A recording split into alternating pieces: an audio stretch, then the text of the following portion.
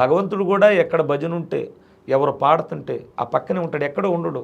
మనం వెతుకుతాం దేవుణ్ణి, మన పక్కన మనలోనే ఉన్నాడు, దాన్ని తెలుసుకోగలిగినాడు. అంటే అద్దం మీద మన ప్రతిబింబం కనపడాలి. మనం ఏం చేయాలి, అద్దం మలినంగా ఉంటే తుడిసేసేయాలి మురికిని, అప్పుడు ప్రతిబింబం ప్రస్ఫుటంగా కనిపిస్తుంది. మన దగ్గర కామక్రోధాలు, లోభ, మదమాత్సర్యాలు, అసూయ, రాగద్వేషాలు అన్నీ పెట్టుకుని దేవుడు కనపడమని ఎక్కడో ఎతికితేట.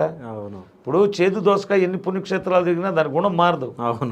మనం కూడా అంతే, ముందు ఇక్కడ శుద్ధి చేసుకునేంతకాలం ఎక్కడ తిరిగినా ఫలితం ఉండదు.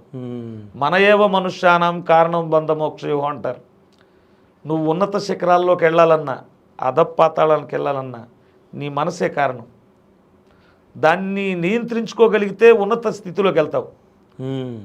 దానికి బానిస అయ్యావనుకో, అది ఇంద్రియాలకు మనకి ఉన్నాయి కదా, వీటన్నిటికీ ఆదేశాలు ఇస్తుంది. అది చెప్పినట్టు పోయావనుకో అధపాతాళానికి వెళ్ళిపోతాం. ఈ రెండింటికి వెనకుంటుంది ఒకటి బుద్ధి అని శ్రీకృష్ణ పరమాత్ముడు అది హెచ్చరిస్తుండదు, నువ్వు చేసే ప్రతి పని తప్పని. వినవా దాని మాట విన్నవాడు ధన్యుడు. అట్లా బ్రతకాలనేది నా ఆలోచన ఫస్ట్ నుంచి కూడా. అట్లాగే జీవిస్తూ వచ్చా. ప్రతిదీ కూడా దేవుడు ఒక్కొక్క సమయంలో ఒక్కొక్క టర్నింగ్ అట్లా చేసుకుంటా నేటి కాలానికి ఇక్కడ కూర్చోబెట్టాడు.